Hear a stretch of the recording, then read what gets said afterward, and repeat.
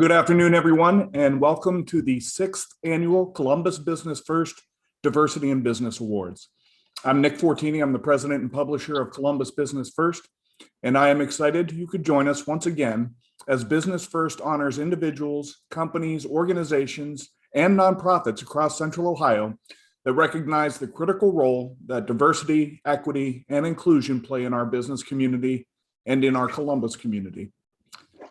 This afternoon, we're here to celebrate diversity, equity, and inclusion, and those who are making a difference in a moment where their leadership has the power and potential to truly transform our community.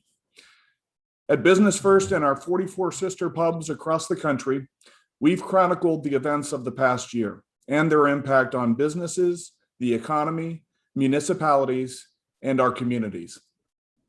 We've covered the disproportionate impact the pandemic has had on minority businesses, business owners, and communities.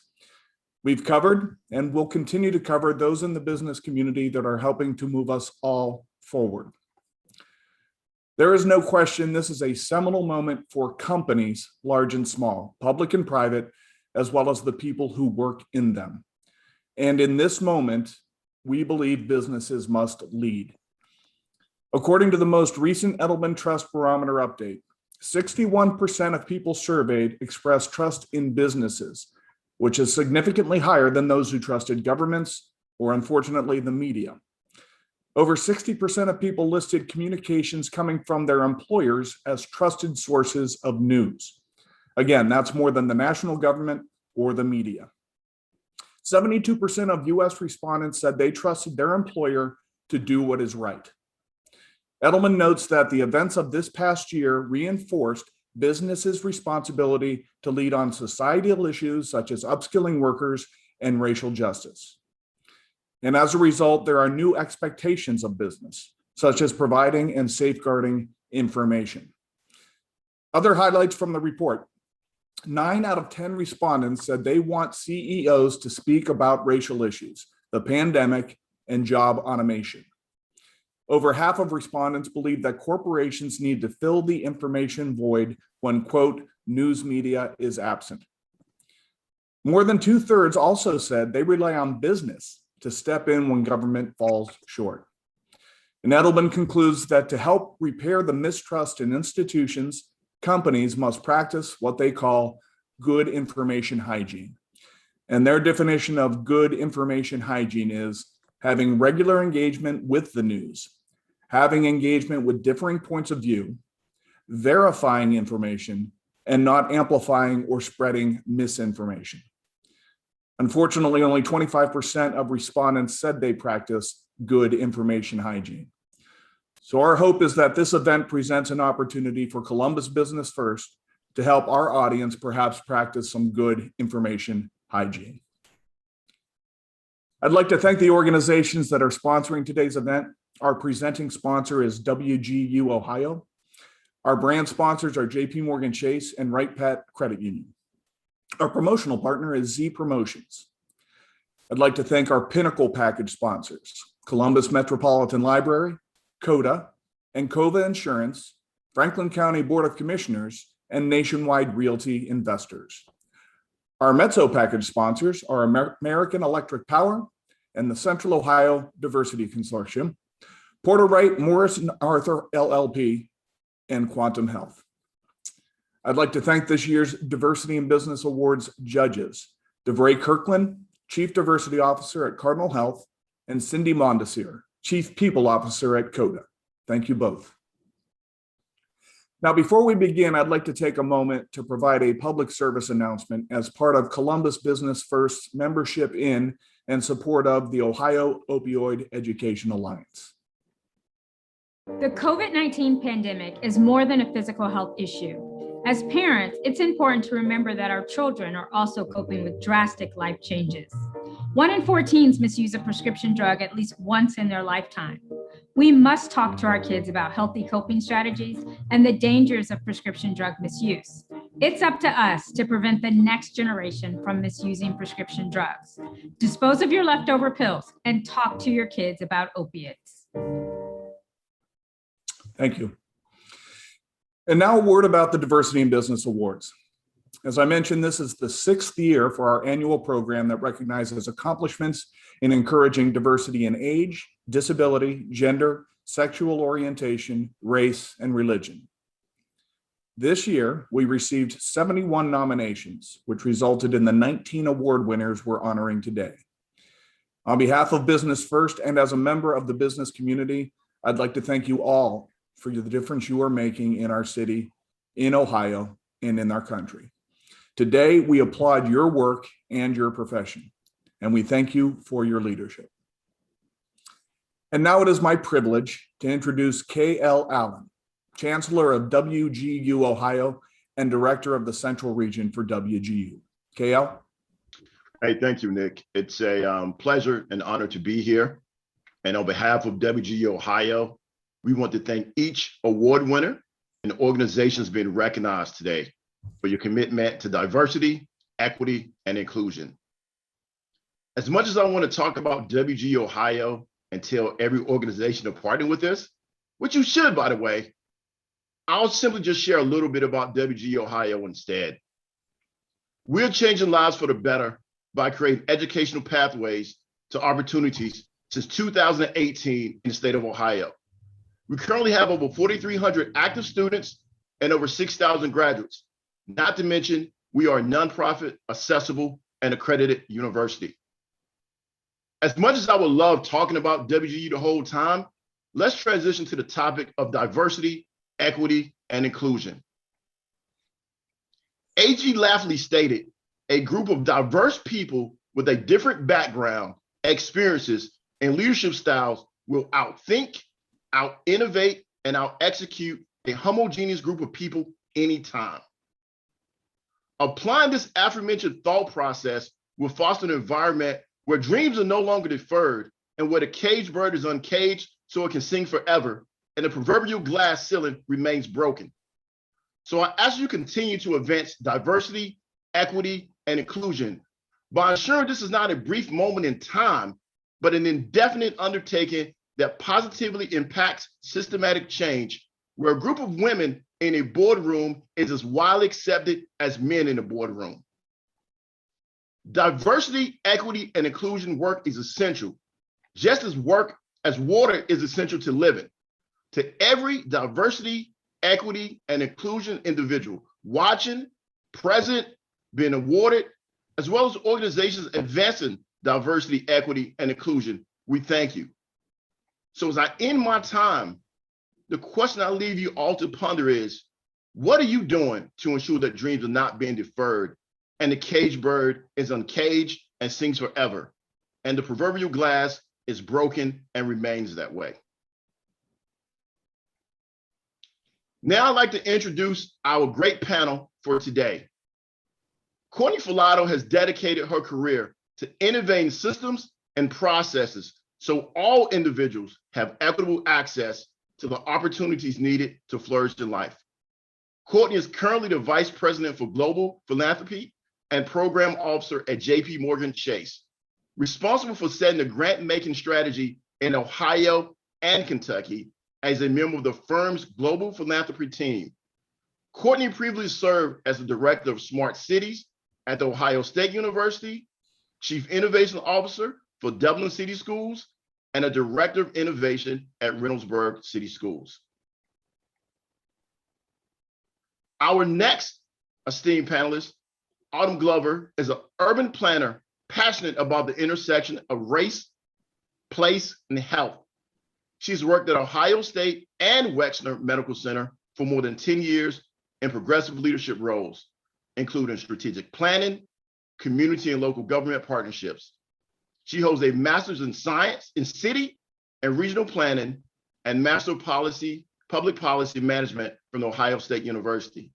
Currently, she serves in a dual role with Wexner Medical Center and Partners Achieving Community Transformation PAC. She leads multiple civic and community engagement projects for the medical center. She's a founding staff member of PAC, currently serving as president of the nearly 10-year-old nonprofit.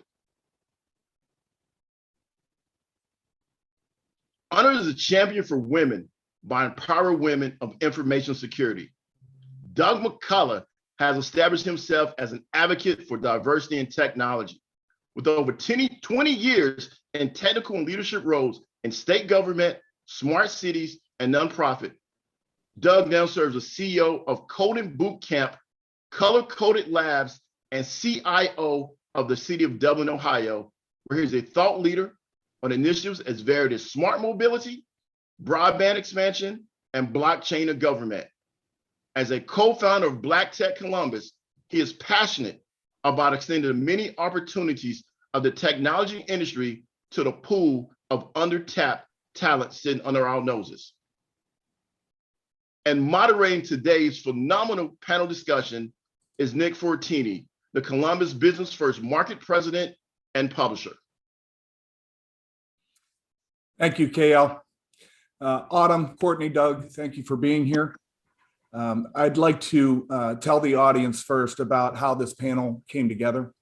I've known Doug McCullough for several years from his partnership with Business First on our annual CIO Tomorrow event and our BizTech Awards events. I've followed his career as he founded Black Tech Columbus and now Color Coded Labs. When Doug chaired our 2018 CIO Tomorrow event, we dedicated the entire day's programming to the theme, Widening the Talent Pool, a Call to Action.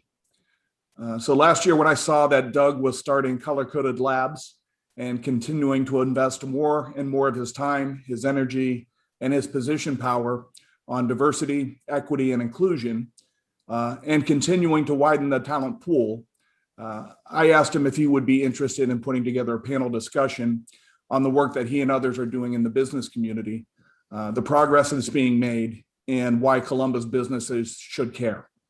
So today's panel is the result of that request, and I thank you, Doug, for putting it together. Doug is a 2017 Columbus Business First C-Suite Award winner, and by sheer coincidence, the two panelists he invited to join us today happen to both be 2021 40 Under 40 honorees. So congratulations, Courtney and Autumn. And after today's discussion, I'm sure you will all understand why these three have been honored by Business First for their exceptional work and leadership and contributions in our community. Now, at the end of today's session, we'll be hosting a 30-minute Q&A session with two of three of our panelists, and we invite you all to stick around for that. So let's get started. My first question is for Courtney and then Autumn. Could you just start by talking about how you know Doug and why did you agree to participate in this discussion today? We'll start with you, Courtney. Certainly, and thank you so much. I think the better question is who here doesn't know Doug?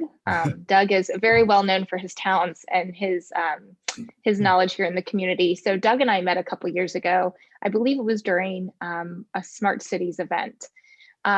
Always curious, asking good questions, and to your introductory comments, always looking for opportunities for equity. So became a huge Doug fan, and when he asked me to do this, I couldn't say no. I'm also here for the same reason that I think everybody else is, right?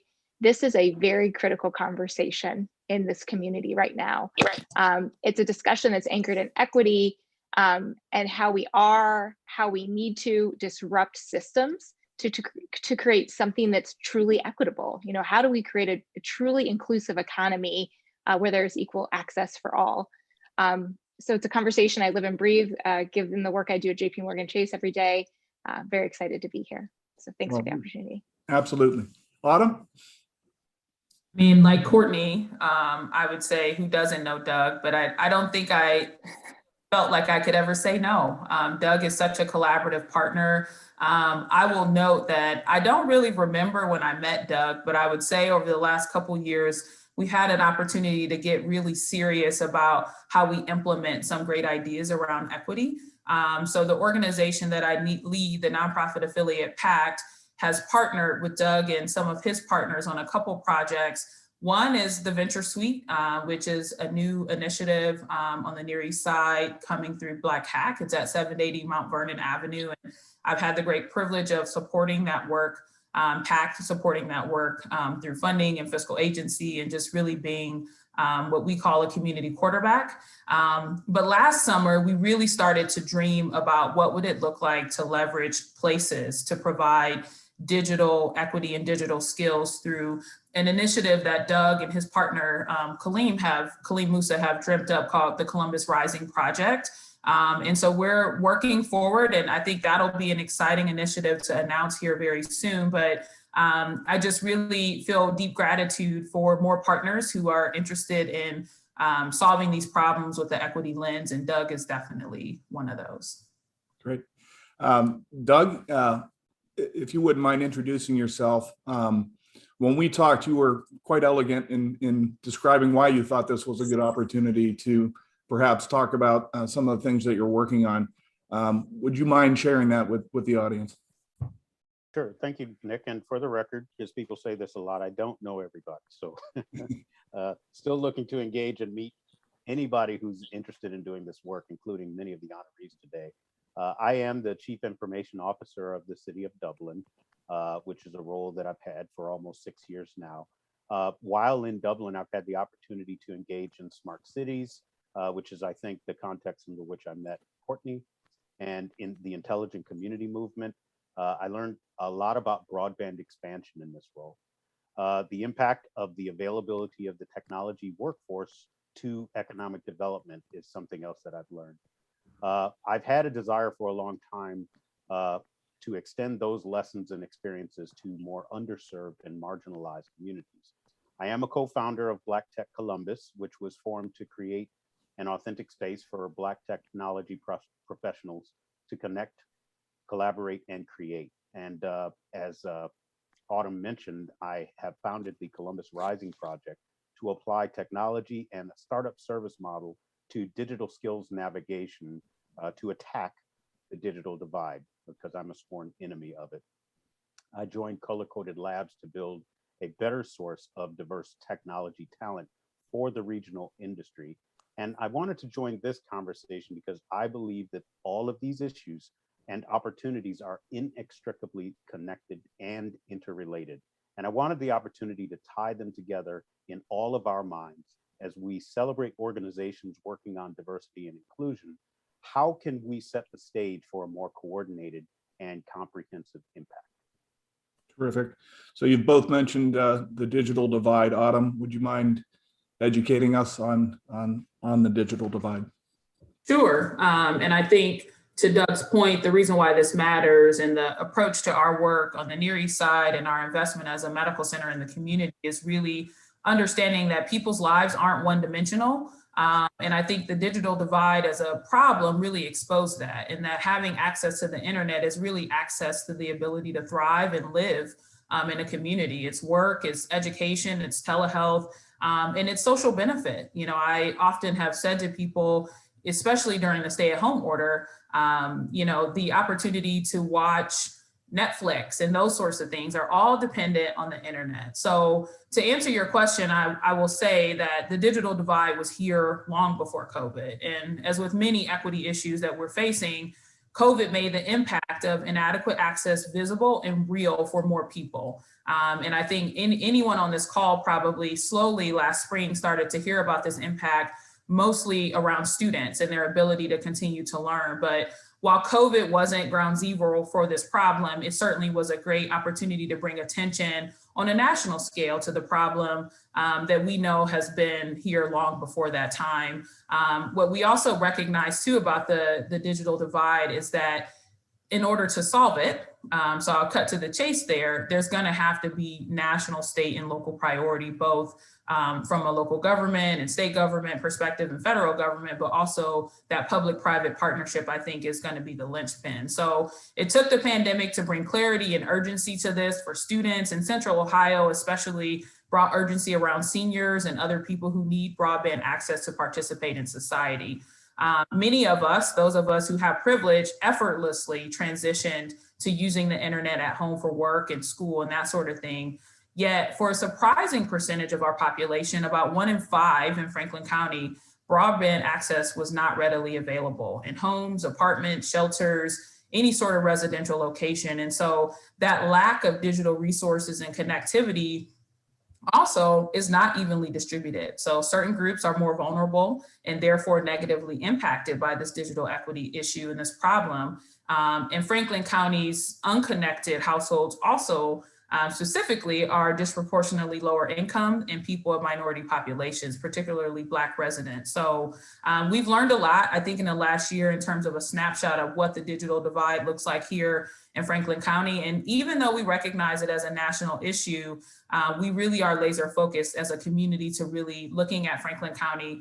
And I know, very clearly with all of this information, including a recent study commissioned by the Columbus Foundation, that we can solve this. So the lowest income areas of Columbus do have an internet service provider, ISP, but instead what we're finding and what the study really showed us is that the gaps in access across our county were due largely to a variety of barriers like different demographics, specifically affordability of the internet. So when we talk about digital divide in Franklin County, it's not an infrastructure project problem at all, and certainly look forward to exploring that today more. What is the community's level of awareness of this problem? I think prior to COVID, there wasn't a lot of awareness. I can speak for myself as a nonprofit leader and certainly working on the Near East Side for 10 years. It was an aha moment for me last March.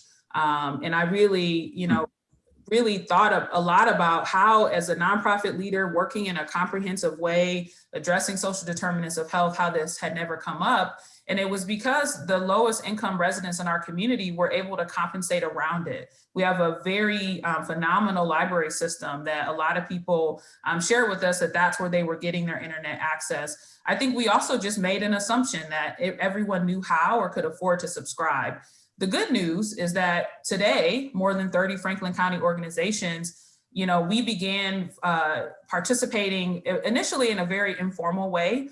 Virtual meetings really convened by Pat Lizenci with the Columbus Metropolitan Library, and then also Doug Kreitler with the Columbus Foundation to really start to have conversations. Over time, this organically, and I see a couple people on the call today who are participants, it organically grew to include business, government, education, the nonprofit and social sector. And what we have now created is a Franklin County Digital Equity Coalition. So I would say today, the awareness is definitely there, but I think what we should all be proud of as residents and leaders in this region is that we all took the call and we're doing something about it. And we're going to connect some dots at the end, but Doug, you've been an active force in the effort to widen the talent pool in the tech industry in Ohio.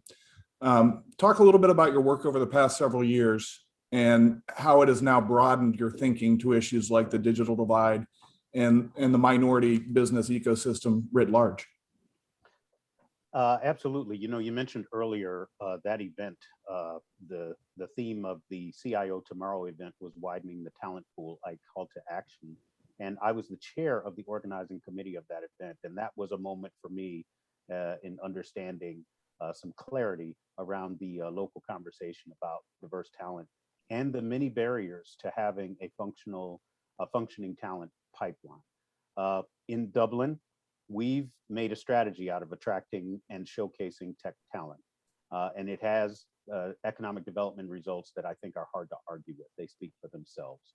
That you'd have to call that a success. But there's nothing exclusive about cultivating talent, making it highly available, and telling the world it's here. So in the larger region outside of Dublin, we kind of lack the entities, the organization, and the funding to expand some of these learned lessons. We formed Black Tech Columbus just not too long after that conference and had our first conference. And the theme of that conference was, quote unquote, "We're here." And that's a play on folks who are saying, it's really difficult to find minority or diverse talent. And we wanted to showcase that, we're actually sitting right here and available.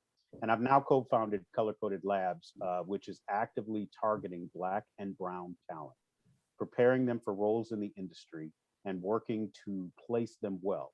And this is thanks to support both from OSU PAC and Autumn, as well as JP Morgan Chase, who is supporting directly. And I don't only just speak publicly about this on panels, but I'm also personally engaging with recruiters, executives, and other thought leaders from companies throughout the region on the topic. So we all strategize on best actions. And that's what this comes down to, engagement with other people. And a lot of that stuff happens behind the scenes, and it is happening. We just now need those tangible impacts that we're all looking for. Great. So let's shift to that then. Let's talk about the availability of funding for minority workers, for entrepreneurs, and for businesses. Courtney, in a recent CBS interview, Jamie Dimon spoke about the need for more funding for small business Black entrepreneurs, Latinx entrepreneurs, and Asian entrepreneurs. And specifically, he said they need a little more money, a little more help, and a little more consulting. So in that context, can you talk about what the landscape looks like today and what progress is being made on the funding front? Yeah, certainly. Great question. So the landscape isn't great, right? The landscape is not equitable. And to Autumn's point from earlier, the pandemic really did exacerbate historic challenges for these groups to access the necessary capital they need. Honestly, last year to stop the bleeding, to sustain, and then to continue to grow. According to a Policy Institute brief internally here at JP Morgan, Black, Latinx, and women-owned small businesses are underrepresented among firms with substantial external financing, limiting opportunities for them to scale their business. So as a firm, we have acknowledged the enormity of the issues facing our community. And as you often hear from our great CEO, the full weight of the firm is truly committed to playing a role in advancing racial equity. So what does this mean? What does progress look like from the firm's vantage point? So last year, we did announce and commit $30 billion over 5 years as part of our Path Forward initiative to provide economic opportunity to underserved communities, especially with a focus on Black and Latinx. It's really important to remind folks what this $30 billion is. It's not a full-blown philanthropic play. This is a full weight of the firm, full court press, business transformation coupled with philanthropic commitment. Our commitments are to provide more home and small business loans to Black and Latinx individuals, more financial health coaching. It's about our own workforce diversity and continuing to commit to provide more pathways for talent into the firm and within the firm. Focusing specifically on the small business component, we've set some goals, which I think is really important as we think about making progress. Progress to where? And I know we're going to talk more about that in a minute, but for us, it's things like providing an additional 15,000 loans to small businesses in majority Black and Latinx communities. We're launching a new program designed to help access coaching and technical assistance to help individuals and small businesses access more capital, and accelerating a digital lending product to better support the needs of small Black and Latinx owned businesses seeking quick access to capital, which was clearly the name of the game, especially last year. Lastly, I'd be remiss not to mention our Entrepreneurs of Color Fund, which to date has deployed over 17 million in loan capital and created or retained about 3,000 jobs. So is this progress for JPMC and for our firm? I believe, yes, we are making progress. Are we perfect? I think the answer is no. I think we can all agree there's always room for improvement. I think that the reality is when it comes to what progress is being made, we are going to have to come in short order as a community collectively to define what we're going towards, right? Because only then will we know if this progress, if 15,000 loans to small business is enough. So I know we're going to talk about measures. I won't jump too far ahead, but definitely proud of what the firm has done. Do you have perspective on how our region stacks up in terms of available funding? And if we were going to be aspirational, what would make the Columbus region a leader in the country? It's such a great question. I will start with the full disclosure that I have only been in this role for a year. So I've only been on the philanthropic funder side. So here's what I can tell you, what I know about the region when it comes from funding. Last year, when the world fell out, the Columbus Way kicked in all across the board, definitely within the philanthropic community. And we have a very collaborative group of corporate and community funders that were all rolling up their sleeves to help. I think one of the best things and one of the best examples of the funding, the collaborative nature of funding is the digital divide work that happened. If you think how quickly this community rallied to get students access to technology and hotspots, that was wild. It was such important work, but everyone leaned in. And so I think that speaks to the collaborative nature of this community. You know, what would make us a leader is more of that sort of work. When we can identify something to go towards, when we can take a metric, a set of metrics, when we can all lean in towards a thing, I think that will make progress. I think in the world of racial equity and social justice and inclusive economy, do you know how many systems, do you know how many things are encompassed in that? That is that's an onion with a lot of layers. So I think what could be a really important conversation, and I think we're at a great place to really engage in this and lean into it, is as a collective community, what are we trying to do? What are we reaching for? Paint the picture. What does it look like, sound like, feel like to be that inclusive economy in Central Ohio? And once we all agree and we lean in and we say, this is what it is, we can align funding, we can align programs, we can align time, talent, treasure, and grit to get there. So I think that would be a great next step.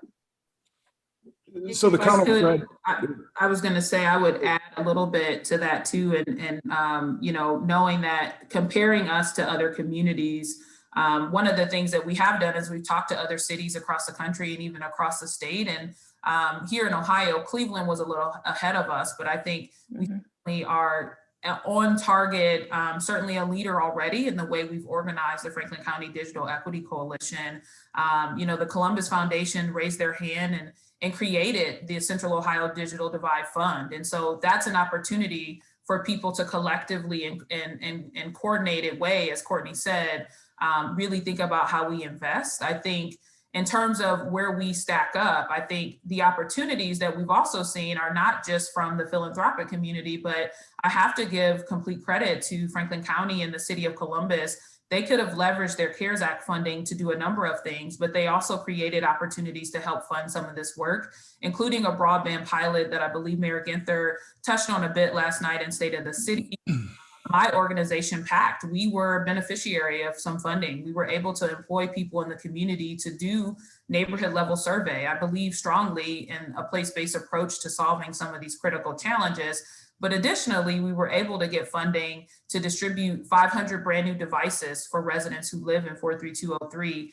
That is temporary funding. And so I think our opportunity is one, to co-create what the future looks like. We now know more than ever that the internet is a requirement for life, which means we need to be investing in that way. And today there isn't coordination between local, state, and federal government, for example. And there's still newness, I think, to what Courtney was saying, to this business and philanthropy coordination around funding this work. But I think organizations like Columbus State Community College and the Wexner Medical Center thinking about telehealth and Ohio Health, all of us have a role to play. And I think the more we lean into this collaborative effort, we will continue to lead. And the last thing I will say is that we've talked to people across the country, they're amazed at this Columbus way, that we all know each other and we talk to each other regularly and we are coordinating our efforts. So more than anything, I have extreme hope and faith that we can do this.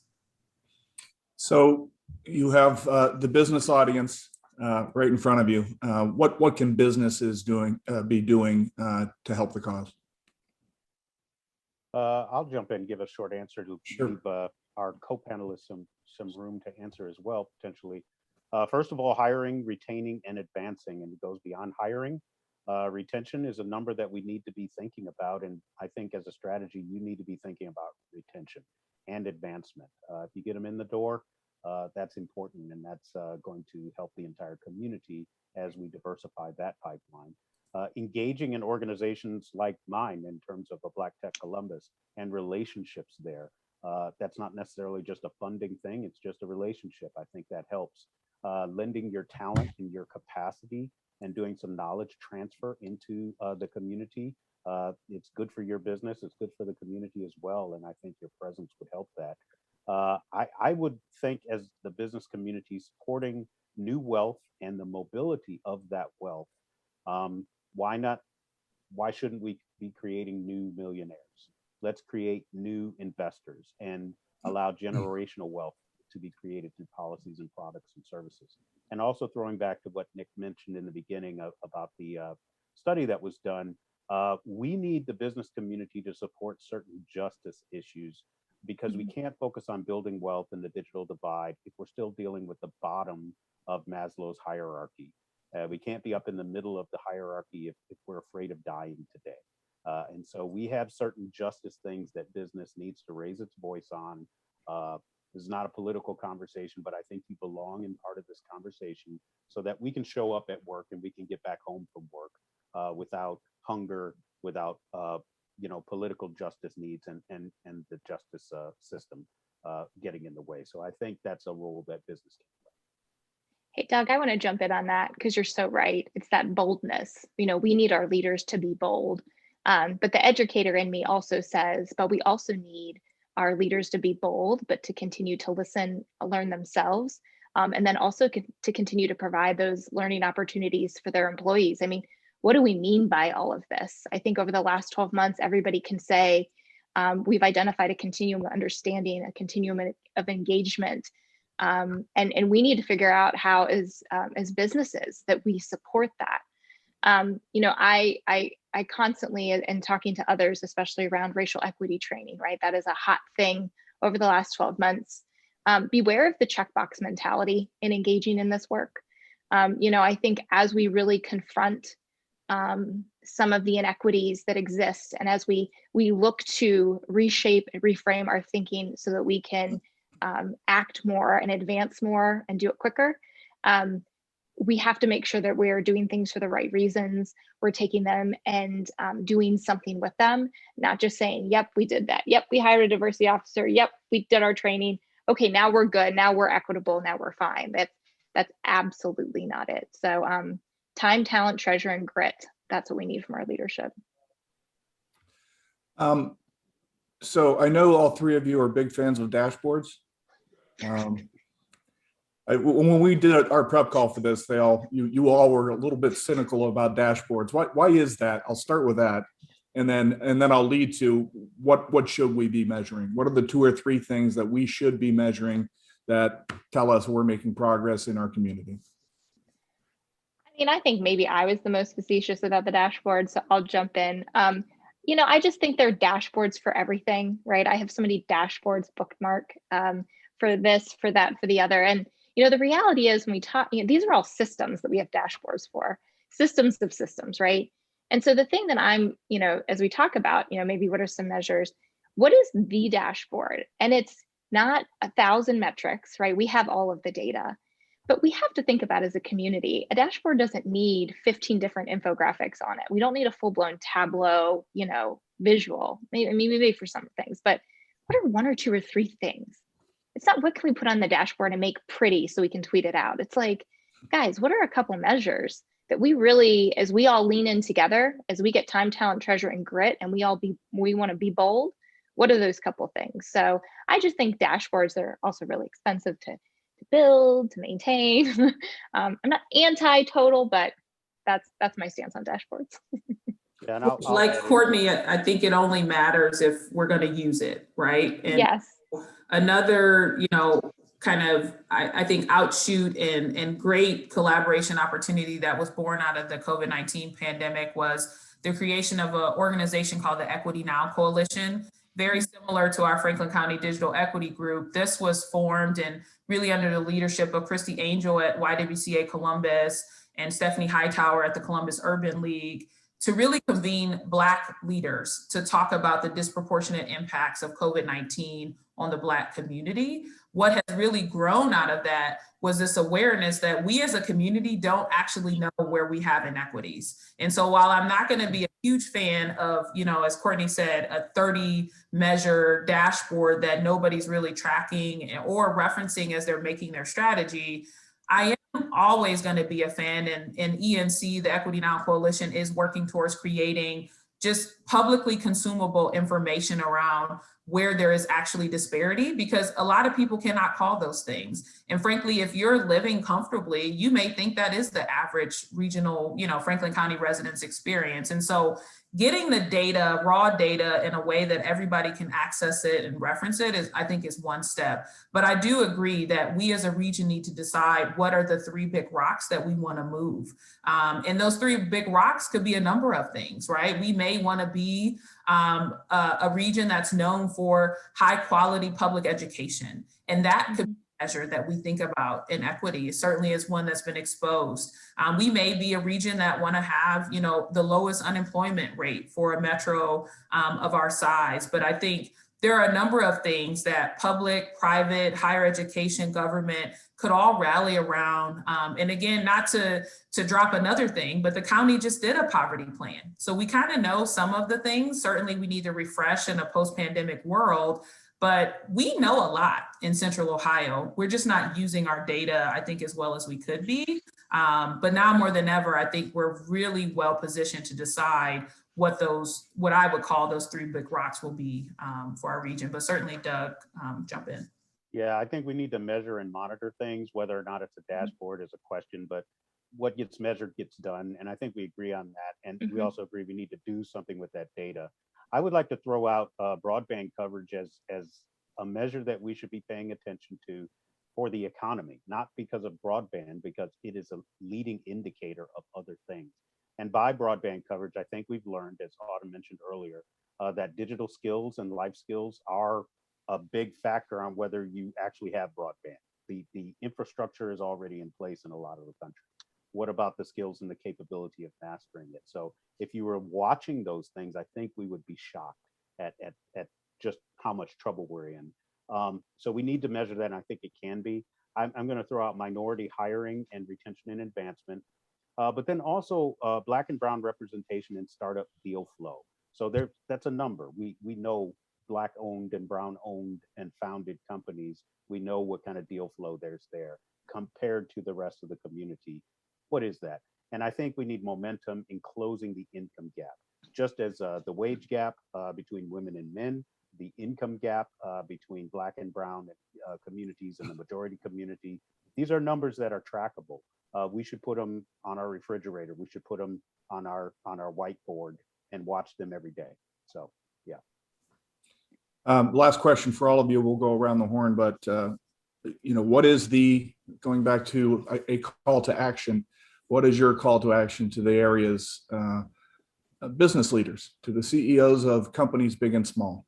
We'll start with you, Courtney. Sure. So I think I said this a little bit throughout, but the call to action is for everyone to lean in.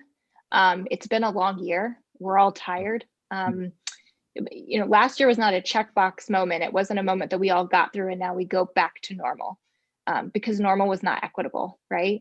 It truly was this reckoning that we can't ease up. So, when I think about all that's before us, I see great opportunity because I see great partners doing great things, but I also see a systems change effort that will take everybody. It'll take the time, talent, treasure, and grit of every organization.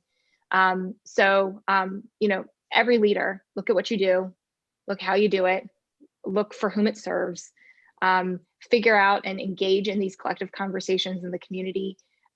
Find your role, find your lane within that larger collective.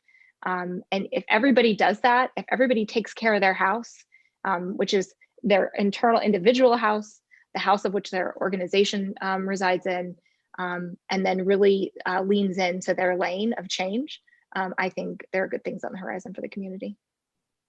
Autumn? Like Courtney, I think a lot about individual and organizational capital. So I'm thinking about social capital. Organizations should really examine how they're willing to utilize their network and relationships to foster change. I think moral capital, as Doug mentioned, taking a courageous, sometimes counter-cultural position on issues. We're going to have some tough conversations, especially as we start to prioritize what's next. Intellectual capital, I think my organization is already benefiting from the business community taking learning. I'll tell you a very basic thing is you're already creating continuing education tools for your employees. what if you reformatted those to share them with the community? And I can share that Cardinal Health and Huntington and a number of others have stepped up and said, Autumn, can we help reformat this for an older adult population, for example? And then, of course, financial capital, making grants, making program mission related investments as is meaningful to them. Every organization may not have some market connection or an asset like training skills to give, but everybody has something that they can give. And so really, I think examining yourselves, as Courtney shared, and really thinking about how you can incorporate yourselves into this problem. There's a lane for everybody. You don't have to drive in every lane. Pick the one that makes sense for you. But importantly, and I cannot underscore this enough, incorporate the perspectives of the people that you're trying to help. And I think that's the beauty of the work that I get to wake up and do every day, is I get to do my work in a way that is civic engaged and inspired. I get to work with cool kids like Doug and think about place-based implementation. But I think the business community would really lend a lot to themselves and to the community if they did that civic engagement. And you have partners like, the libraries and the Columbus Foundation that may be more comfortable for you to just contribute to the effort. That Central Ohio Digital Divide Fund is sitting there waiting for contributors, I'm sure. But certainly you can directly engage in place, but do so in a way that leverages the best of your organization's capital, both individually and collectively. Doug, we'll let you have the final word. I think the good news here is that from businesses, you're already good at this. You just need to think enterprise. And if you lean on your strengths as an enterprise, we can build things that will be momentous. So make a plan, share your plan, and improve your plan. Entering into continuous improvement is something that you already know how to do. That's why you're here. You're a successful business. But sharing your plan may be a little new, and taking feedback from the public or the community on that, I think that's an important part of it. But making a plan, you know how to do this. Just apply your business knowledge to this problem and adopt it as a business problem. If this were a business problem, if it was tied to profit or loss, it would already be done. So let's do that. And ironically, it is tied to profit and loss. Yeah, whether you know it or not, right? Right. So, I'm sorry.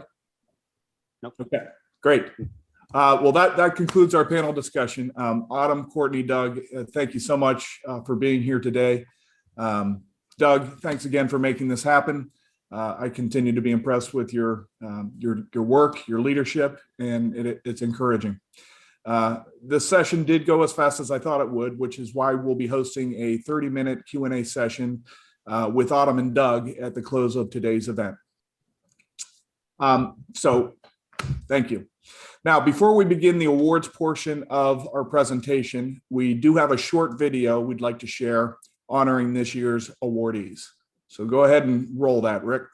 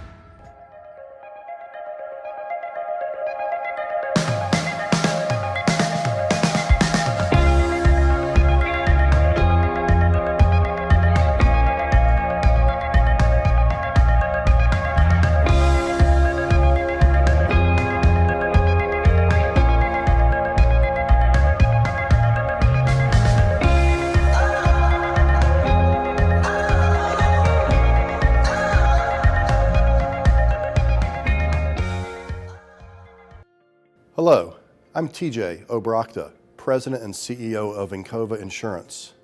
We at Encova are very proud to be recipients of the Diversity in Business Award. We take diversity very seriously at Encova. In fact, we've updated our 2021 mission document to specifically provide for a critical success factor around investing in diversity and inclusion. We would like to thank Business First for this award and congratulate again all the other individual and company honorees. Hello, I'm Kenny McDonald with One Columbus. I just want to thank the Franklin County Commissioners and Administrator Wilson for their tireless work to address racism and diversity and inclusion across Franklin County. Thank you for creating the RISE blueprint, for naming racism a public health crisis, and moving our region forward. Couldn't be a better recipient of these two awards. Hi, I'm Stephen Knight, Chief Operating Officer at Quantum Health. We're proud to be recognized, along with our fellow honorees, for making a difference in Central Ohio as a nominee for Outstanding Diversity Organization. Thank you, Columbus Business First, for the recognition. At Quantum Health, we support our members through their healthcare journeys with empathy and a deep commitment to putting them first. Our commitment to diversity is a natural extension of who we are. Thank you so much to our team of healthcare warriors for your positive dedication to change.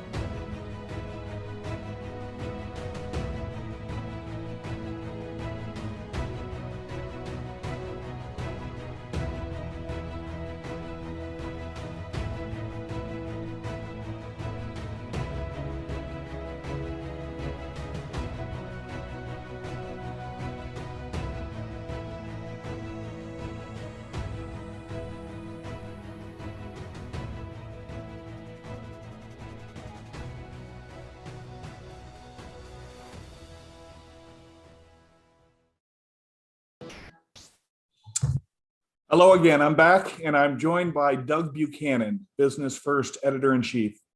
And Doug and I have the enviable task of introducing you to each of this year's honorees. That's right. We'll begin by telling you a little bit about each honoree, then they'll have a chance to share an insight on the topic of diversity and inclusion. We'll begin with the awardees in the Outstanding Diversity Organization category. First up is Excel Inc. Excel Inc. is a certified women's business enterprise national council women-owned business that's been valuing diversity and inclusiveness for 25 years. The contract packaging and manufacturing firm's workforce is 73% female, with 22 nationalities represented. It also holds weekly leadership development training to make sure the C-suite is more diverse as well. Congratulations. Yes, and please join me in welcoming Steve Light. He's president of Excel. Congratulations, Steve. How about, can you share with the audience what you're doing as an organization to help combat inequalities in the community? Yeah, thanks everyone for the recognition, and really excited to be here. We are incredibly proud of that leadership development program that you mentioned. We find that by investing time, energy, and resources into our diverse workforce, we're able to, one, identify and two, foster talent within that group to be eligible and successful in promotions, and developing that professional tool belt that those folks are then taking to their peers within the building, and then also back to their communities to really elevate themselves and show the success that can be achieved has worked wonders for our group, and it's been really exciting for us. Great. Well, congratulations. Next up is COSI.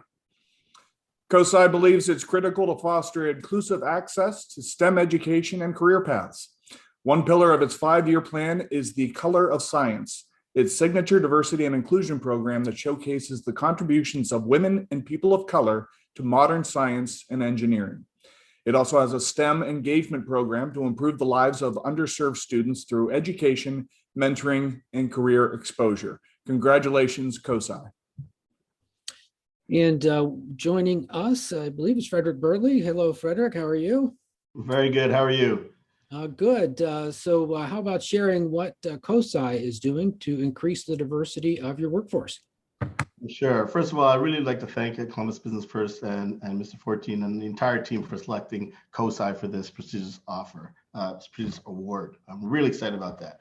At COSI, we believe that science is everywhere and for everyone. And so as such, our diversity, equity, and access policy is not a bolt-on component or a box we check to reference Courtney's great point earlier in the panel discussion, but rather it's embedded in our DNA and it codes for how we develop programs like the aforementioned Color of Science, how we select and create exhibits, how we greet and treat our guests in the building, and how we engage the Central Ohio community and beyond. And in terms of the specific question about how do we increase diversity in our workforce, that's really interesting because for so many reasons, which you don't have the time to get in here, museums and cultural institutions are not the traditional places that Black and Brown professionals typically think of applying to. And so we can get to that another time. But what we specifically do at COSI is we make the job posting as broad and as accessible to as many people in cultural spaces as possible. We ensure our hiring manager team works specifically with the HR team to look at the position and strategize how we should be looking to fill these spots. We leverage our diversity and equity staff to make sure we're thinking as broadly and as inclusive as possible. We leverage relationships with affinity groups at businesses, at local colleges, at universities, so that they're on our mailing list for new posts and outreach opportunities here at COSI.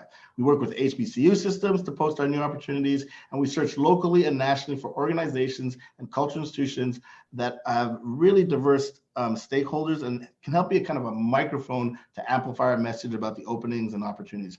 And then finally, and so important, and again, some of you in the panelists earlier alluded to this, we ensure that when they are hired, there's mindful support, growth, and development resources for all team members, but especially and deliberately for those from diverse backgrounds. So in short, we try to be very strategic and intentional in ensuring COSI has the opportunities that are available, are put out to as comprehensive an audience as possible, focusing on inclusivity of race, religion, gender identity, LGBTQ community, ADA groups, and of course, other cultural identifiers that may exist. It's a lot of work. We all know this on this award panel. It's a lot of work, but it's necessary for our microcosm of museums to ensure as best as possible we engage a representation of the American fabric for our professional opportunities here at COSI.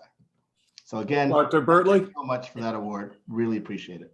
Dr. Bertley, thank you. Congratulations and congratulations to COSI. Thank you. Our next honoree in the Outstanding Diversity Organization category is Encova Insurance.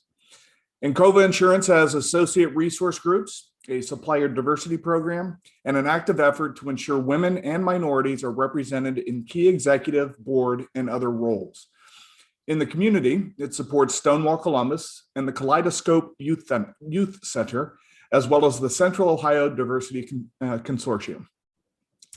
Okay, and joining us today is Mark Peacock. He is the Chief Human Resources Officer. Welcome, Mark, and congratulations. How about sharing what your organization is doing to help combat inequalities in the community? Go right ahead. Thank you very much. And thank you, Columbus Business First, for this tremendous honor. Congratulations to all the deserving honorees. At Encova Insurance, we combat inequality in the community and really promote diversity, equity, and inclusion, not only in our organization, but in all the communities in which we work. In Central Ohio, we do so by partnering with organizations and causes, such as the ones that were already stated, but also the Human Rights Campaign, the African American Male Wellness Walk, Susan B. Komen Race for the Cure, United Negro College Fund, Columbus Urban League, King Arts Complex, Leakin Theater, and the United Way of Central Ohio. And as we've already heard from our panelists, it's critically important to not just support financially, but also to support with our time and talent. And very proud to say that associates at Encova at all levels do so by volunteering for organizations that specifically serve underrepresented populations. And that list includes United Way of Central Ohio, A Kid Again, New Directions Career Center, Dress for Success, Ruling Our Experiences, and others. So again, thank you. And on behalf of all associates of Encova, we appreciate this recognition. Congratulations, Mark. Thank you. Congratulations to Encova. Our next honoree is the Franklin County Board of Commissioners.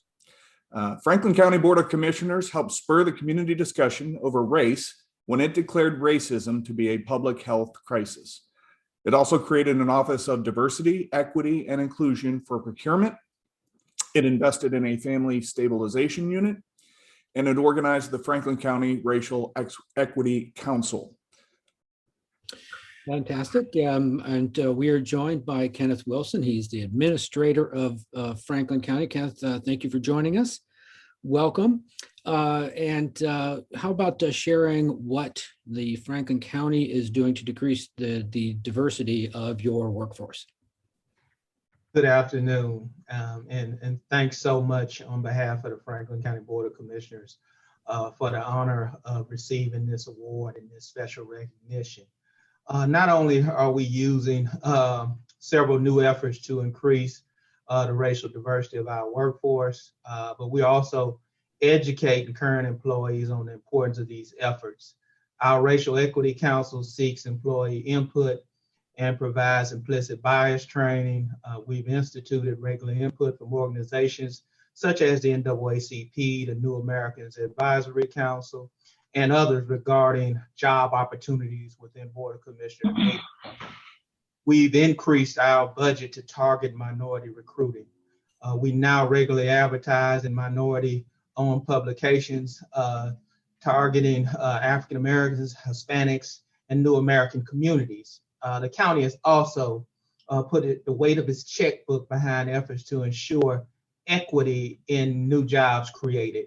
The county has 2 legacy construction projects, a new forensic science center, which opened this year, and a new corrections center, with the first construction phase completed by the end of this year. Very early in these projects, we established a construction inclusion team to assist and advise us in improving racial equity amongst the building trades in these projects. We had originally hoped for a 12% participation from small and emerging business. We doubled that for the correction center and exceeded 20%. at the Forensic Science Center. Okay. Congratulations. Thank you. Next up is Frost Brown Todd. Frost Brown Todd has focused on diversity and inclusion for nearly 2 decades, and the law firm's associates are involved with many local organizations and initiatives focused on justice, equitable opportunities, and an inclusive Columbus community. It's also pursuing certification under the Mansfield Rule for organizations that promote diversity in their ranks. Okay, and joining us is Adam Hall. He's CEO. Congratulations, Adam, and welcome. Can you share what the law firm is doing to help combat inequalities in the community? Absolutely, and good afternoon, everyone. Diversity, equity, and inclusion is a core value of my colleagues here at Frost Brown Todd. In the interest of time, I'll just mention a couple of things that we are doing in the community. First, we're providing free legal services and using our time and skill and knowledge to help combat inequality. Our attorneys annually provide thousands of hours of pro bono legal services. An example would be things such as expungement workshops, which help people clear their criminal records and create better pathways to employment and other opportunities. Last year, we also conducted a firm-wide survey of those organizations that our business professionals and our attorneys are already involved in that focus on racial equality and justice.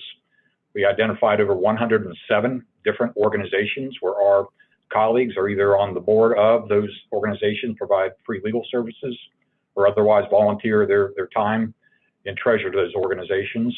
We took that list, divided it up by our various markets, and sent it out to all of our colleagues and asked them to find something that spoke to them, roll up their sleeves and devote their time, or open their checkbook and devote their treasure to those causes and organizations, and got very strong support from our colleagues.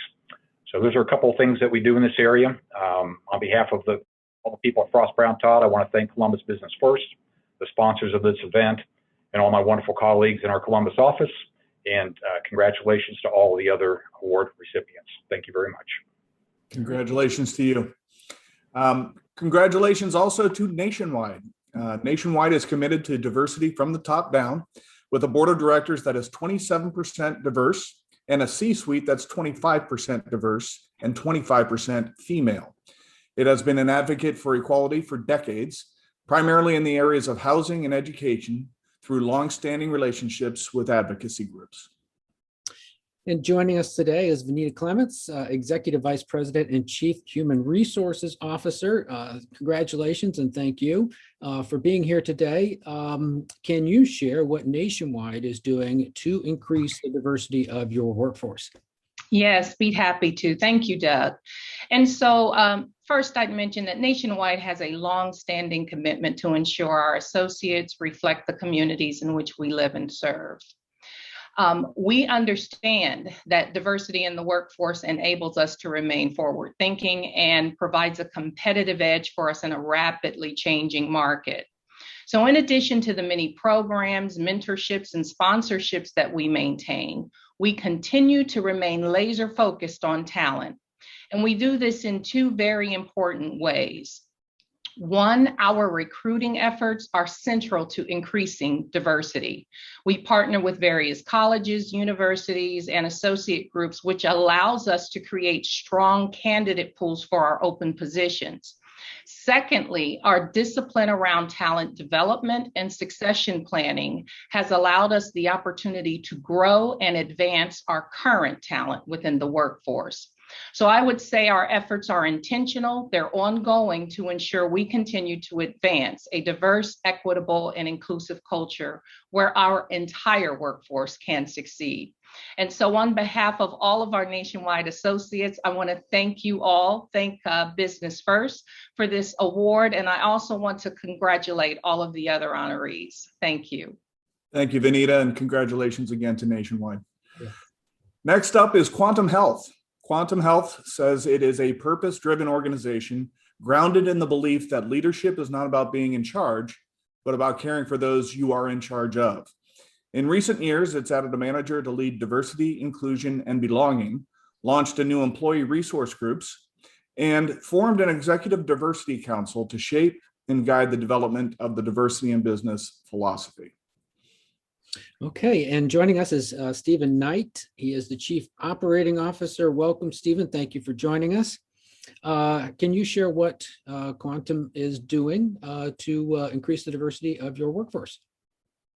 Sure. And first, thank you so much for this incredible award. Congratulations to all of our fellow honorees in the community, and a huge thank you to our 1,400 healthcare warriors who live the values of diversity, inclusion, and belonging every day in terms of how they take care of one another and our membership. Like you said, we've launched a number of employee resource groups supporting women, veterans, LGBTQIA, Black, Asian American, Pacific Islander, and Latinx voices.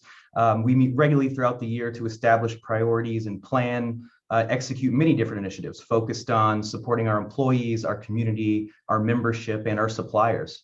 And we're really committed to facilitating this culture of respect and inclusion. So we use our employee resource groups in our employee referral program, consulting them as subject matter experts in sourcing diverse talent. We also recently have launched a 6-month mentoring program to develop and promote both women and people of color into advanced positions throughout the organization.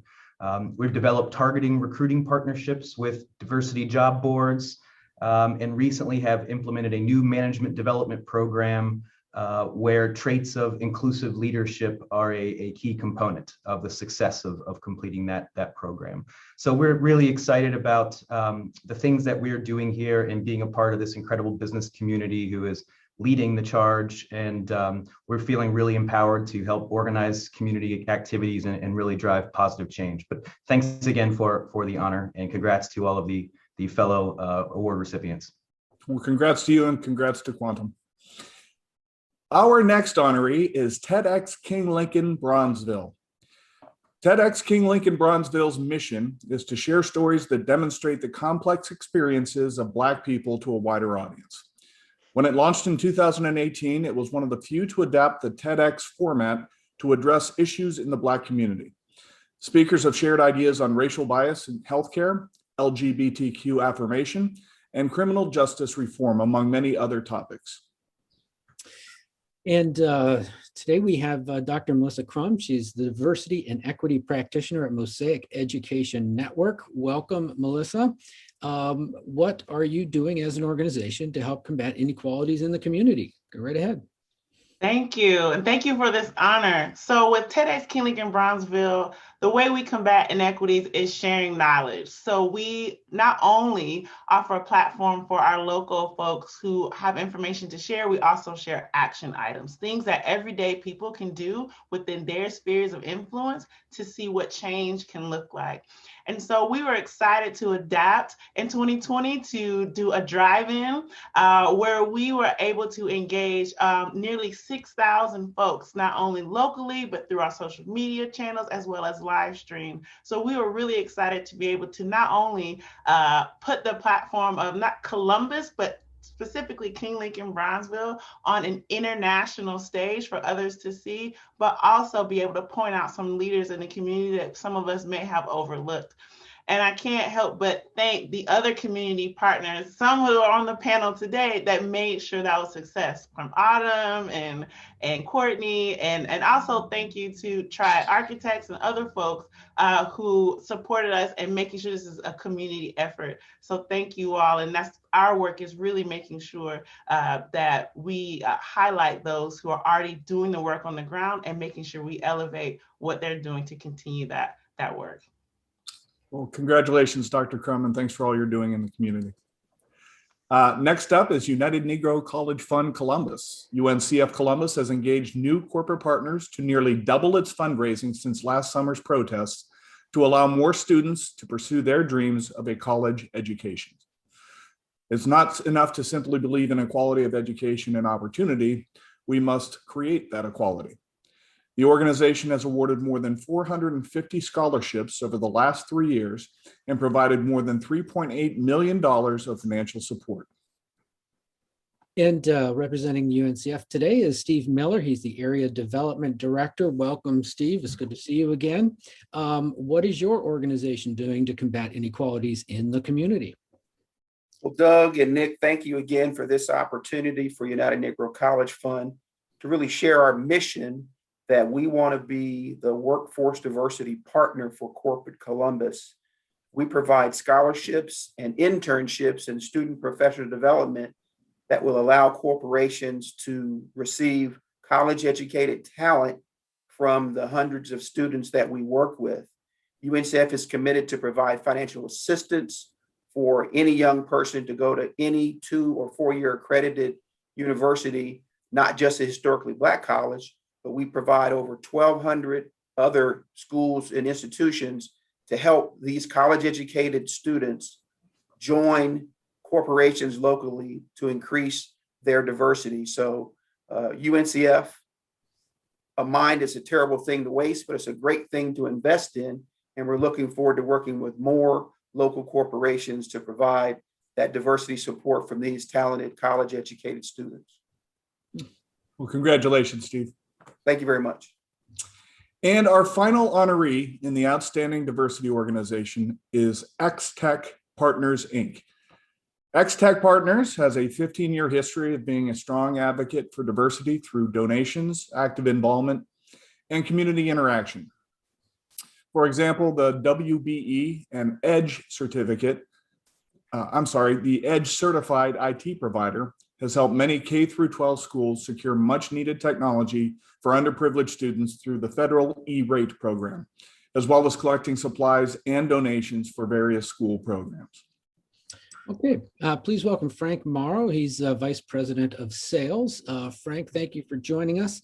And would you share what you're doing to increase the diversity of your own workforce? Yes, Doug, and thank you. And I knew that when you went alphabetically that X-Tech would be last. I appreciate that. But anyways, I also want to thank you for putting together a great panel. I might be a little bit selfish because they talked a lot about technology and we are a technology company, but it was very good. So here at X-Tech, yes, we're a diverse organization, but as Courtney would say, that's checking the box, right? It's what do you do every day? And we think it starts with community involvement. So we do a lot. We do a lot of donations, a lot of volunteering. We focus on K through 12s. So a lot of what we do is in that vein, so to speak, School Rocks program or Weekend Food for Good programs for underprivileged students. We do that. And that shows our workforce that we're not just saying we're diverse. We're out there helping and doing it every day. And also because we do a lot in K through 12, you may be familiar with the E-rate program. And that is funding for governments to put into technology updates for schools. And it's really kind of targeted toward diversity because the schools with the more underprivileged students have the more funding. And when you talk about the digital divide, like Doug and Autumn did, is we also help with networks that have to attach in schools that help students get more efficient ways to connect and learn in their schools. And that's focused around the E-rate. We do an awful lot in that area. So that's what we do here at X-Tech. And I want to congratulate everybody who made the award too. And thank you for having us. You bet. Congratulations, Frank. Our next category is Outstanding Diversity Champion Organizations. There are 2 honorees in this category this year. First up is the Columbus Metropolitan Library. Now, the Columbus Metropolitan Library takes seriously its responsibility to help impact change. In response to the nationwide protests last summer, the library developed a series of book discussions centered on race in America. It's collaborated on the initiative with 8 other local library systems to amplify that message. And joining us today is Patrick Lasinski, CEO of the Columbus Metropolitan Library. Good to see you again. And will you share what you're doing as an organization to combat inequalities in the community? Go right ahead, Patrick. Well, Doug and Nick, it's good to see you as well. And the one thing CEOs get to do is we get to accept these kinds of things on behalf of employees, trustees, foundations, friends, volunteers. And I mention them because it's important. It's a team effort, and it's a point of pride for all of us to receive such meaningful recognition. I also, though, want to thank Business First, not just for the award itself, but also for a forum like this, because we all strive to learn within our organizations, but it's a program like this that brings us all together. And I just think takes learning to an exponential level. So we appreciate that. we're proud of the work that we do in the community, but I think we also have to say, in order to do that in a new and meaningful and impactful way, we also have to look at engaging our employees in new ways. So it really is kind of a twofold approach, and we've tried to dedicate time to reviewing our internal operations, our public policies, and the rest through a racial equity lens. And in fact, after this meeting, I'm headed to our bi-weekly racial equity steering committee, where we establish and monitor priorities related to racial equity. And we're trying to, like most organizations here, we're trying to create more forums to listen to our employees, have those honest and challenging conversations, and to broaden the opportunities, really are some of the goals that we have. The very nature of the library's work is to serve the community. So being recognized for community service is important to us. Besides the obvious role that we play in providing resources to the community, as you've mentioned, we started this One Book, One Community program, and we engaged all the libraries in Franklin County. And so not only did we encourage the entire community to read one book at the same time, stamped, but we also had a number of community Zoom forums and author talk. We had over 1,000 participants on some of those forums, and that just shows the breadth of the library itself. We're continuing these efforts, and I just want to put in a plug for our continuing work in this area. We now have a whole initiative called Speak Up, Speak Out, Conversations About Race. I think about 10 days ago, I was honored with facilitating a panel of local leaders to talk about redlining, its historic significance and its impact in Columbus. The next program's next Thursday, and I'd invite everybody here to take advantage of that virtual opportunity. Finally, want to highlight our extensive capital improvement plan that includes inclusion goals. We'd say they're ambitious inclusion goals that we're meeting or exceeding. And I do have to add, it's with the help of today's awardee, Nancy Tidwell. So Nancy, thank you for all of your help to the library, and to let everyone know we're happy to share our experiences with other organizations. The phrase open to all has been over the front door of the main library entrance since 1907. While that is always inspiring to us, it is a reminder that we at the library and all of us in the community have work ahead of us if we're to achieve real change. So good luck to us all. Thank you. Thank you. Congratulations. The second honoree is Cover My Meds. Cover My Meds promotes its core value of be yourself, saying one doesn't have to look or think a certain way to be successful in pursuing personal and professional growth. Its inclusive, people-first culture celebrates and empowers a wide array of backgrounds and extends into the community. And joining us today is Raymond Weaver, DEI lead at Cover My Meds. Thank you for joining us, Raymond.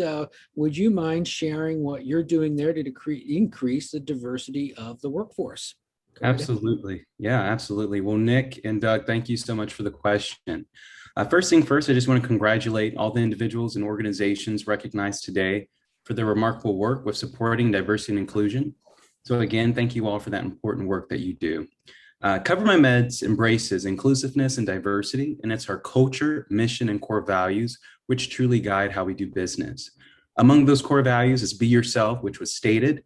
And this particular core values simply states that you do not have to look or think a certain way to be successful here. And when it comes to our track record of exceptional results over the last 13 years, it has been through the work of many people coming together to solve big challenges. Approaching diversity, equity, and inclusion in the same way means we collectively own our culture and we're responsible for ensuring all voices are heard and appreciated. Beyond inclusion efforts coming from every employee, our talent management team is focused on increasing diversity in both how we hire and promote employees. We've added career postings on our job boards and formed inclusive partnerships with organizations that help attract diverse candidates that reflect our community, the patients, and the customers we love to serve. We also partner with our employee resource groups and recruitment initiatives to help elevate our cultural experience, allyship practices, and engagement through education network and mentorship opportunities. Additionally, we also have a DEI advisory council comprised of diverse individuals from across the entire business who help shape strategy and prioritize some of the work that we're doing to increase diversity throughout the workforce. And we also encourage staff to get involved with talent acquisitions to complete an interviewing essentials training, which simply includes how to avoid implicit and explicit biasing.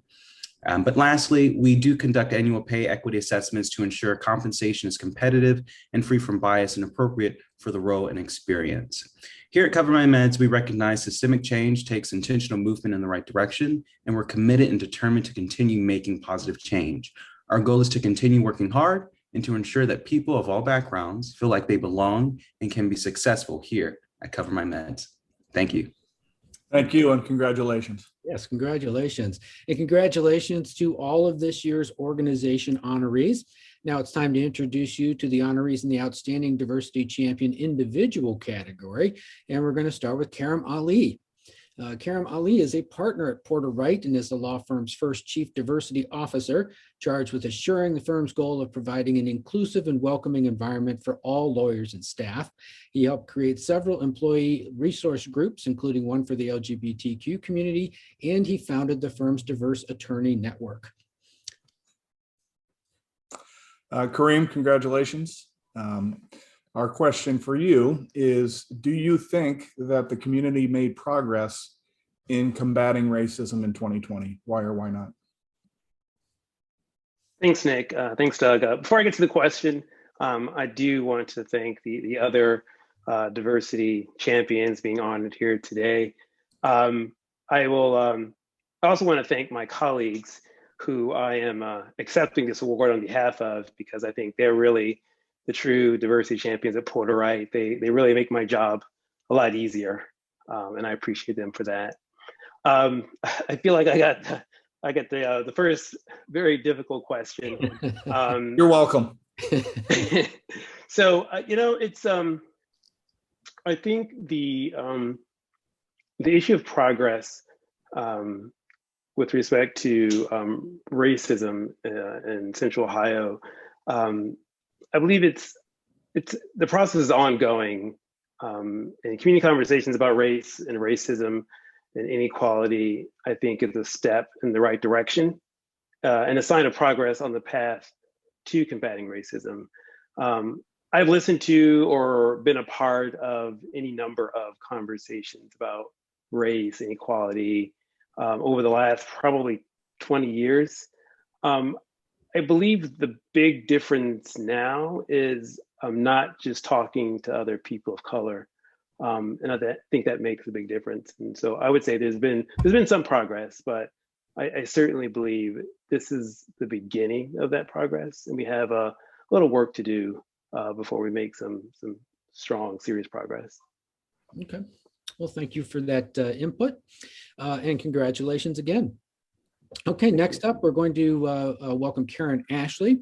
Karen Ashley is the Chief Diversity and Inclusion Officer at American Electric Power, where she has developed a diversity and inclusion roadmap to 2025 to guide the company's strategic plan to improve D&I across the company for the long term.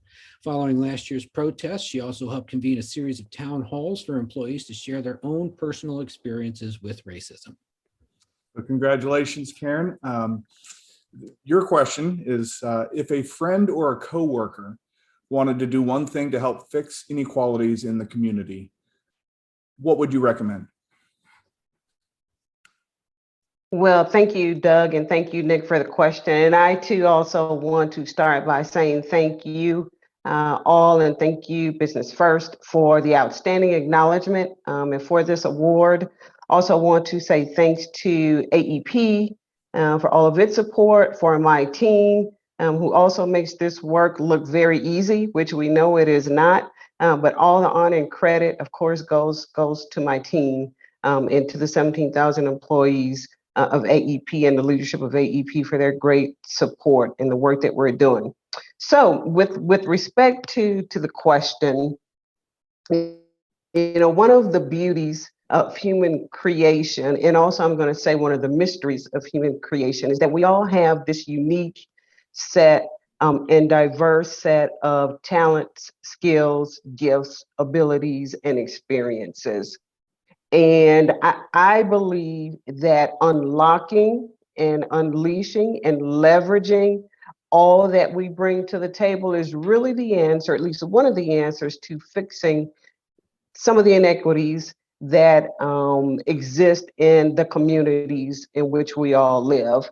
So as I speak with friends, family members, and coworkers, one of the things that I always try to encourage them to do is to first recognize that they do indeed have a unique set of skills and talents.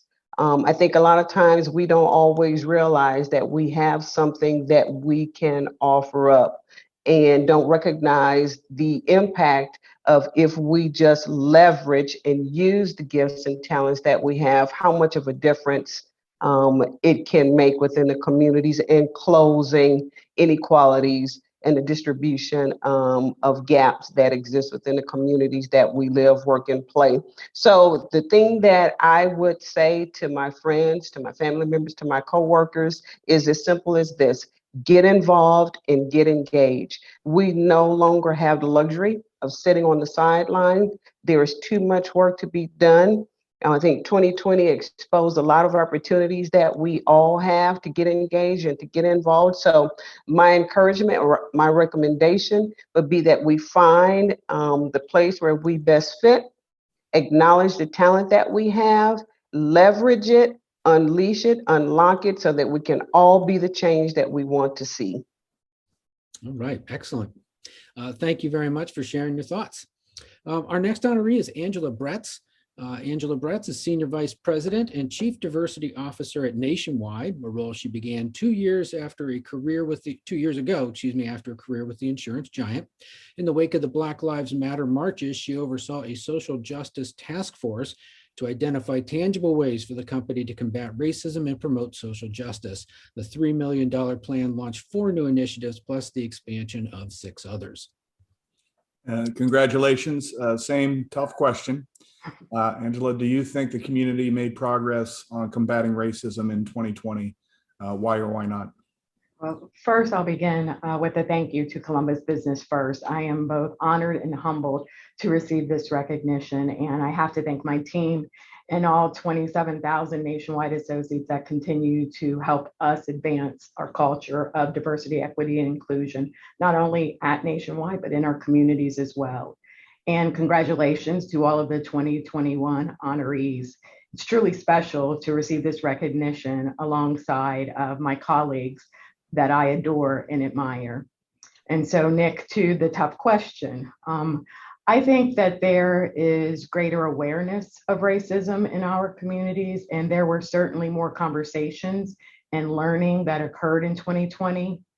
And I'm hopeful that the conversation sparked by the tragic events of 2020 continue, and that they evolve into long-term meaningful actions and change. Amen. Thank you. All right. Our next honoree is Priscilla Hammonds. Priscilla is Assistant Vice President of Diversity and Inclusion and Community Relations at Grange Insurance. And she's also the president of the Central Ohio Diversity Consortium. And she was vital to the launch and expansion of that organization. She's been working with the United Way on Project Diversity, a leadership program to give people of color a greater opportunity to serve the community. Priscilla, congratulations. Thank you very much. Go back to the second question, and if there was one or two things that you would advise a friend or a coworker to do to help fix inequalities in our community, what would you recommend? Sure. Thank you so much for the question. And of course, like all the other honorees, I have to extend a hearty, thank you to Columbus Business First, to the judges and to everyone who supported the nomination. And again, a huge congratulations to all of the honorees. So if I had the opportunity to speak to a friend or coworker about how to be an ally, what I would recommend is that they learn how to be an informed ally, meaning it's important to do some research some historical research around the inequities that have seethed, throughout America and throughout the world. And also with that, I would ask them to be positive and intentional in calling out unfair practices and mistreatment, especially if they're a leader, someone that's responsible for hiring, promoting, advancing others, someone who is responsible for shaping, policies, practices, procedures within their organizations. Another thing that I think is really important to understand is that combating racism and addressing inequality, it's not a zero-sum game. It's not about one group gaining while another group loses. It's about creating policies and systems that ensure that everyone can succeed, regardless of their color, their sexual orientation, their religion, et cetera. And also, I'd like to just close, and I have to give a special shout out to the Central Ohio Diversity Consortium, the board and officers who have been so supportive and very energetic and passionate about helping to advance diversity, equity, and inclusion throughout Central Ohio. So thank you again for the honor. Okay, great. Thank you.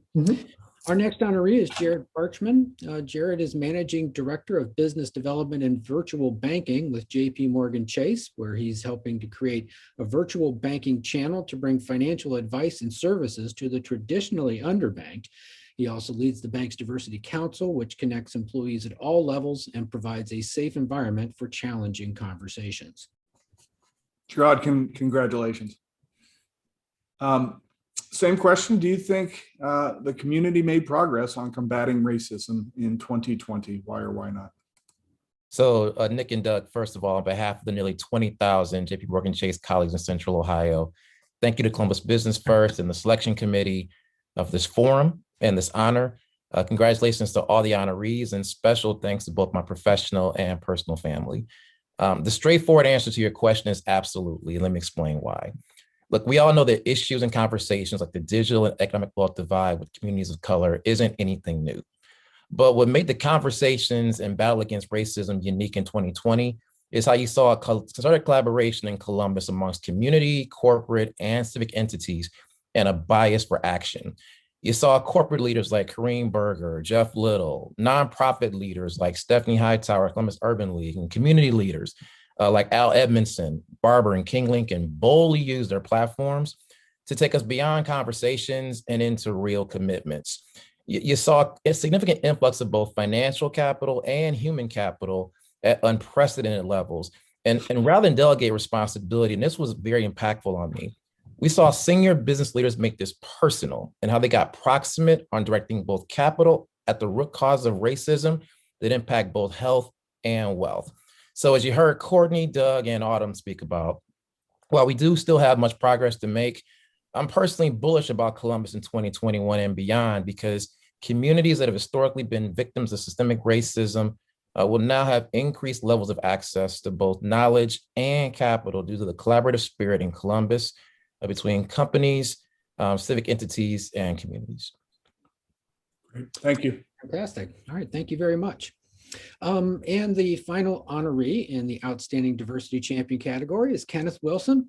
As we saw earlier, Kenneth is the administrator of Franklin County, which under his leadership has sought to partner with any entity, public or private, that can help remove barriers for people of color disproportionately affected by poverty. Wilson has positioned the county as a leader for other local governments by recognizing that any discussion of poverty must start with a discussion on race. So congratulations.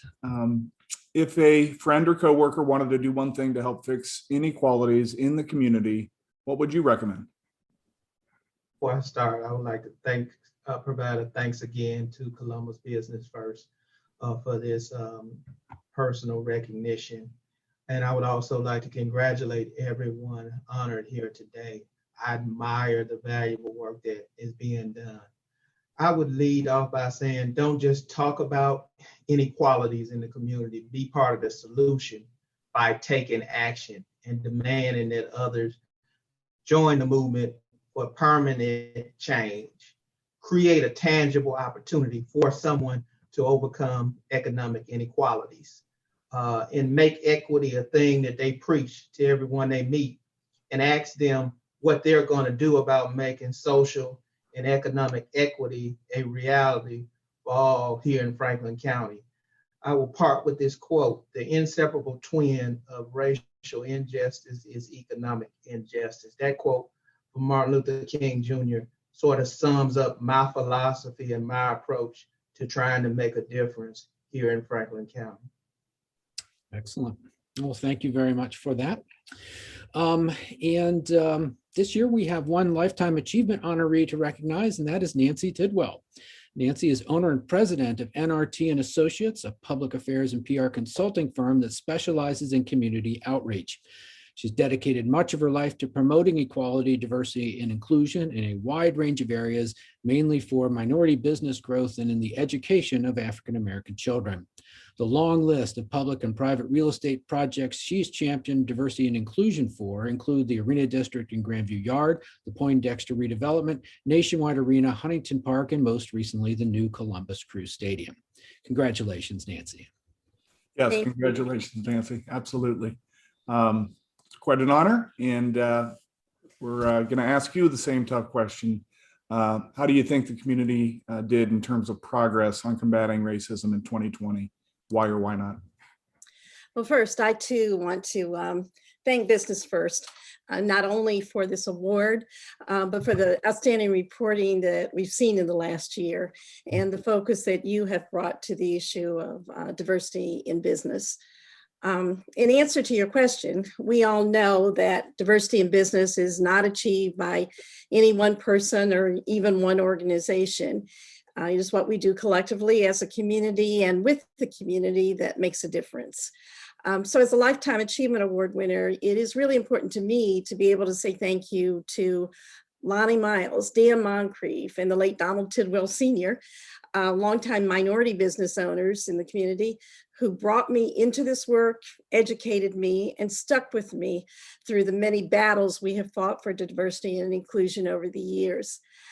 I also see on this call Lawrence Alls, who has also been a longtime tireless worker, advocate for the minority community, and has helped to move our efforts forward.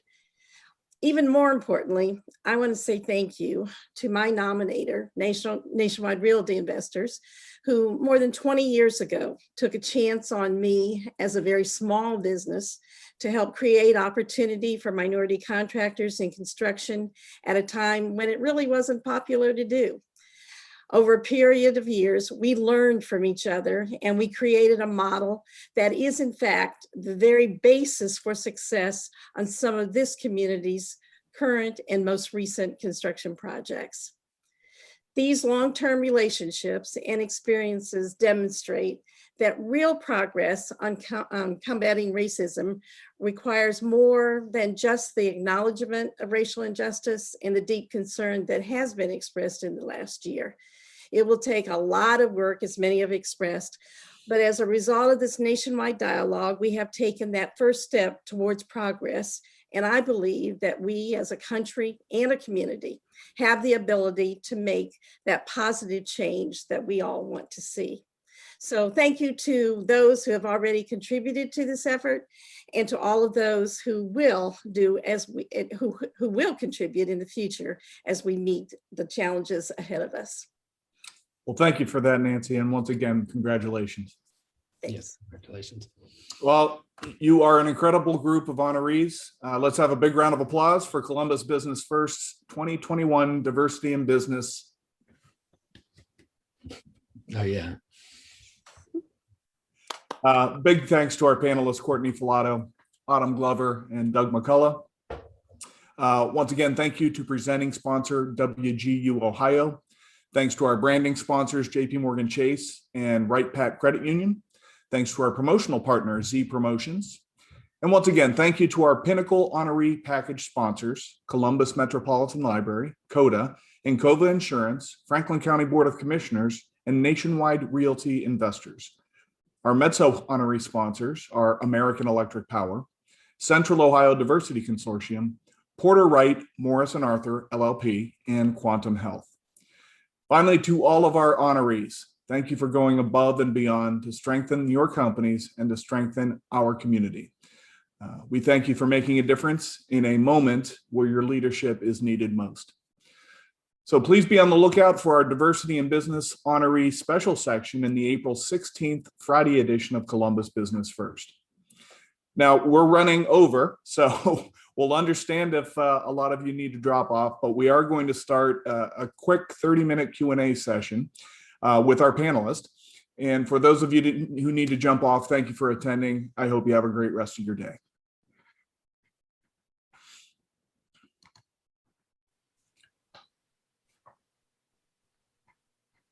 So I am not sure if Autumn had to jump off or not. Doug, are you still up there? I see Doug out there. I am here. I don't know about Autumn. I think she may need to jump. I don't know if she's gone already. Why don't we go ahead and Melissa, if you wouldn't mind featuring Doug. And I would ask if you'd like to ask Doug a question, go ahead and put it in the chat, and we'll talk about whatever you all want to talk about. Doug, I'll throw out the first question. What's been the biggest in the past year? What's been the biggest aha moment for you through this period?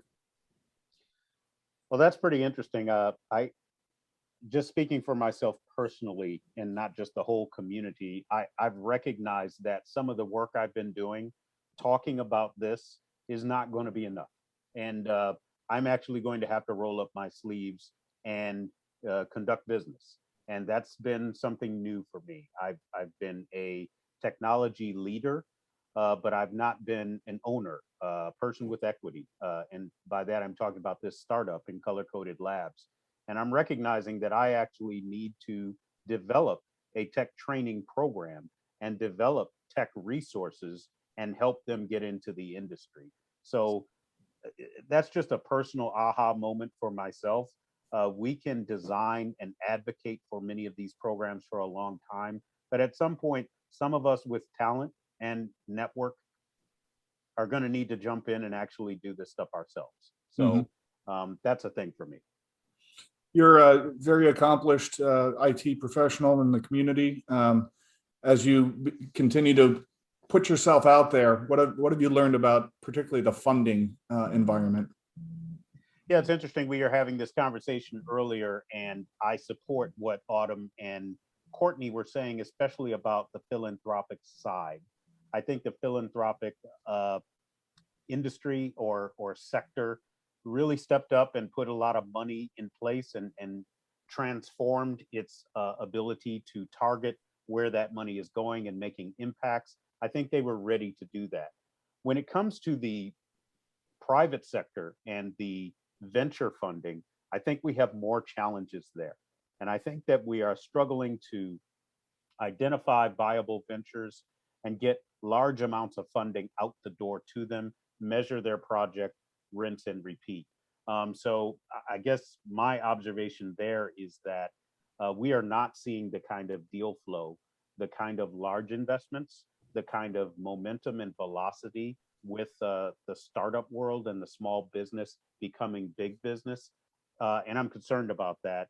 I'm also concerned about with some of these large amounts of money and funding, whether it be on infrastructure or the new innovation district that we're going to be seeing in Columbus and have seen in Cleveland and Cincinnati.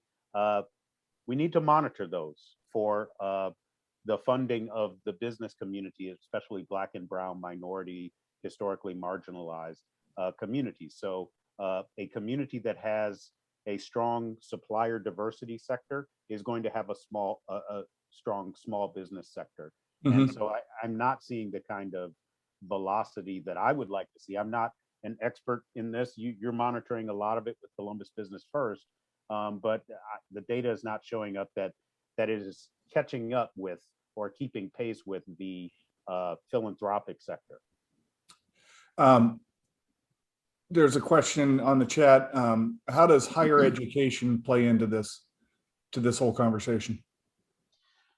In a big way, I am on an advisory council to the Ohio State University College of Engineering Education. I am on a couple of councils, one with Franklin University. I'm talking to 7, 8, 9 universities just in the region, just in Central Ohio. And all of them are also struggling to churn out the right talent, promote the right level of diversity. We have 2 historically Black colleges and universities in Ohio that we need to remember, Central State University and Wilberforce University. We are blessed to have those 2 institutions, and we need to support them. They are an extraordinary resource for some of these things. We also have in Columbus State Community College, I believe, one of the premier, if not, I don't want to talk trash here, but in terms of the state of Ohio, this is one of the top community colleges in our state, and certainly in the system. Certainly everybody understands the Ohio State University and its role as a premier institution in the state, in the Midwest, and in the country. So I feel like in Ohio, they're coordinating well. At least I'm in contact with all of these universities. I will throw all of them in together.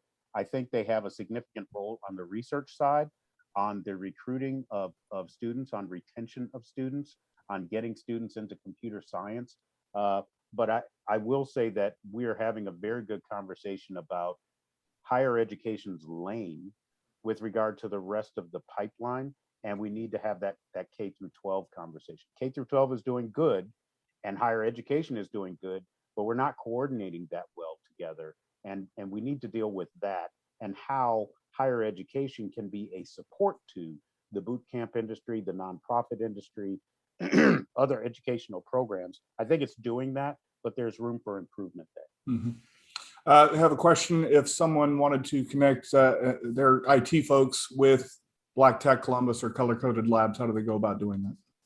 Yeah, so both of those have websites. I would encourage you to do that.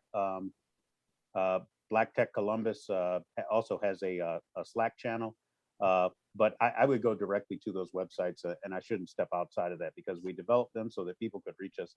colorcodedlabs.com and blacktechcolumbus.com. Please go there.